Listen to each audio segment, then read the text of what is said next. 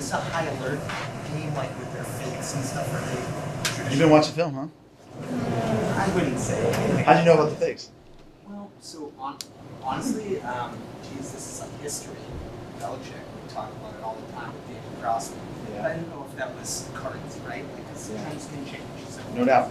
That's a good observation. I think with any game, with a guy who's had a history of fakes and stuff like that, you always got to be prepared. And both of us are coming in trying to win a game and want to win a game. So really think anything can be up on both sides of the ball. So I think us preparing for fakes and things like that is always crucial in our success. To be prepared is something like that we're coming, because again, in his history, he's definitely done some of those things. Patriots Dolphins, there's a notable fake a couple years ago, Brandon Schooler on the field goal block. I know you weren't here at the time, obviously. I saw it on TV. Yeah, as a coach in the league, what was your reaction to that play? A hell of a play. I mean, for him, I was watching it. I know Schooler. I've known Schooler for a long time. So for me to see him, I texted the coaches that were here at the time, and I texted Schooler. Congratulations on that. That was a big-time play. But, again, that's Schooler, right, making plays, and that's the coaches that were in position to put him in position to make that play. Jeremy, working with Joey Sly, obviously he's only had one miss during the regular season, but how have you seen him bounce back from obviously in the past, whether it's preseason, training camp, or what's he? Yeah, he's about as locked in as he can be. I mean, he's a pro's pro. What I try to do as a coach, I try to manage him, but not give him too much, because he's so dialed in on his technique and what he needs to do to take care of his body. If he misses, there's not a lot of things I'm going to say to him, because he probably already knows why he missed. It's just me kind of reel him back from an emotional standpoint or mental standpoint, and just get him to stay locked in and get him to stay poised, because I think just being there, having a voice, a positive voice for him is what he needs out of me, versus hey, your foot was here, your swing was here. He already knows that. Jeremy, how about the conversations with Joey during the game based on what you're seeing in pregame? Are you out there watching him kick pregame? Do you rely fully on what he says, hey, look, this is my distance? You mentioned last week, for example, he can kick one 54 yards and know that it cleared the crossbar by 10 yards. So he knows he's good 64 going in that direction. Pregame. Yeah, I mean, throughout the week, we already kind of know our guys. I think every coach kind of does. But then in pregame, depending on the weather, we had really good weather in San Francisco. We kind of knew we could hit it from 60+, and we got in that situation. Let's roll with it, especially being down in the game right there. We need a spark, and we're like, let's just do it. If we miss it, we miss it. But he's got plenty of legs to be able to hit that. Does he know on his own, as game's progressing, yeah, you're ready for the conversation? He knows. And he's a pro's pro, like I said. If he was a rookie, you probably say, hey, bro, we're getting closer to the end of the half. Think about something. But his situational awareness, and you got Joe Cardona over there and Bryce. I mean, those guys, Joe Cardona's another coach, as long as Slater and all those guys. So they're always helping me out where need be. Coach Mark? No, I already had one to say. Marcelo Styles stepped into some pretty big shoes, obviously. Now, don't want to compare anything, but how have you seen him grow and really take hold of that role as a Donner? Yeah, he's doing a great job getting week to week just better at just being himself and just trying to perfect certain things. And Coach Quinn, my assistant, usually handles him, and so does Slater, and so does Schooler, and they've done a great job with him, preparing him week to week and just getting one game better. One play better here. Hey, I might have been too wide on my release here. Next week he does it better. And one step better. That's what you ask for a rookie, right? I mean, going through a season where their rookie year is probably the longest year of their lives, going through the draft and going through OTAs and trying to make the team. And now it's like real football and really trying to make corrections week to week. I think he's done a phenomenal job, and I just hope that he can stay healthy and get better throughout the week. And by the end of the year, we'll look back and say, all right, how much did you learn here? And he can take over as the years progress. Talk about those big shoes to fill. How valuable is it to have Matthew Slater as the one who's kind of helping and coaching him along in that role? Yeah, I just think, I like to say it, Coach Slater is a really good facilitator for all of us, like a consultant almost. Coach Quinn, Tom Quinn, my assistant, is really the guy that has his hands full on with dial. And then always Slater's always helping. And to have that voice for myself and for other players, it's just like having a 60-year vet coach that's just been there, done that, but he's the actual player, Hall of Fame type of player. So it's really valuable for me and valuable for our players, I think. When you're thinking about football as a complementary picture, offense, defense, special teams, the offense has been struggling to score points a little bit. What is the conversations like in terms of how often you want to kick off?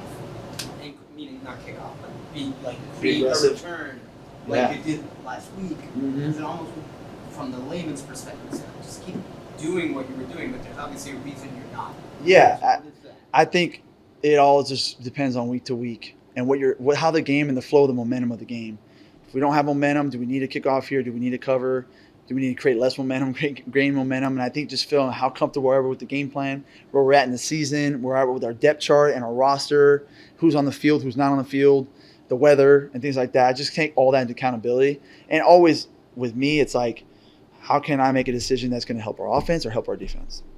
Like, that's all I think about. Like, if it doesn't help our offense or defense out, then I don't want to do it. There's no ego with me. Like, I don't look at it as like I'm the special teams guy. Like, it's got to be right here. Like, I'm trying to do things right for offense and defense. That's our job on special teams.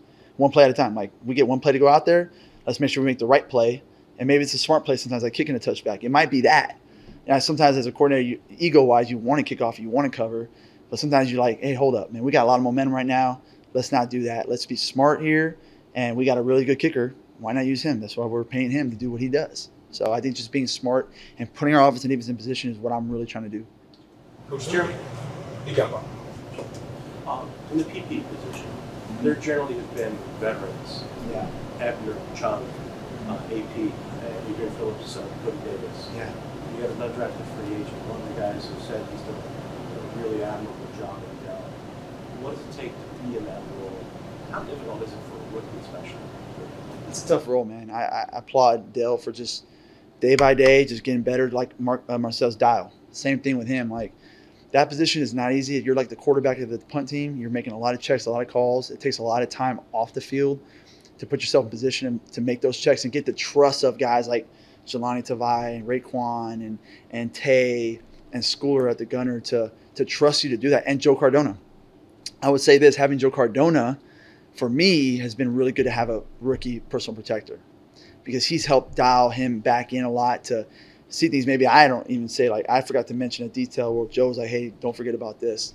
So, again, having a Joe Cardona, a 10-year vet, helps out a lot for that role. But I can't say enough about Dell. I want him to continue to get one game better, and just earn the trust of the team. And, again, this is a long season. We played 4 games. We're going to see some things coming up in these games that maybe we haven't seen before, and I hope that he's been given enough to adjust and make the right decisions, and I think he will because he really works hard at it. Have you noticed Jeremiah Farms on kick return? I don't know if I've seen a defensive tackle on kick return in the past. Is that something about the new return? Is that something about Farms? What's that role? It's a new return, man. I think the body types you see out there, you're seeing a lot bigger bodies on kickoff, and to match up with those bodies, you got to put bigger bodies out there. And Farms is, as you probably guys know, he's just an unbelievable character kid. He's going to work his ass off and do the things right. And he's got good feet. He's strong, heavy-handed. Why not put him out there and see what he can do? It's a 5-yard distance versus a 40-yard difference, you know? Tyreek Hill hasn't returned a lot of punts in recent years, but with Braxton Berrios, banged up and he's returned one this year, like, how tough is it to prepare for a guy that hasn't done that a lot in recent history? You just got to stay prepared. I mean, you got to show the clips, show him, and then make sure that, hey, if he's in the game, then, hey, what are we doing? What's our game plan here? And not to take away, Braxton Berrios done a phenomenal job. I mean, he's having a great year right now. He's got 18.3 yards of return, 3rd in the league right now. I mean, he's definitely done his job and his part, and they got good returners, man. It's a game where we're going to have to cover really well, and I got a lot of respect for those guys and what they've done over there. Now that we've got 4 weeks of the season, basically enough for a scouting report, what are some of your biggest takeaways from the kickoff rules? It's going to – where everyone thought it could be a lot more maybe creative, I don't think you see a lot of creativity because it's hard to have creativity with the way the balls are flying in different ways. Like, you're getting kicks in the middle, right, left, and it happens really fast. And because it happens really fast, it's hard for your teams to adjust because you're only 5 yards away. Whereas in the old kickoff, you turn around and balls kick left, you have 40 yards to run, flip your hips, and think. You don't have time to think anymore.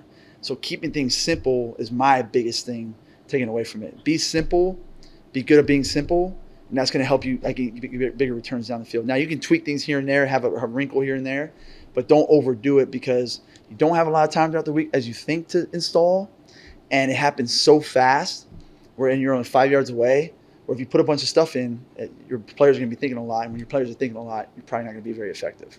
To add to that, do you think that as time goes on and people do get more comfortable, do you think that maybe we will see a little more creativity? Yeah, you will, especially when the weather starts to change.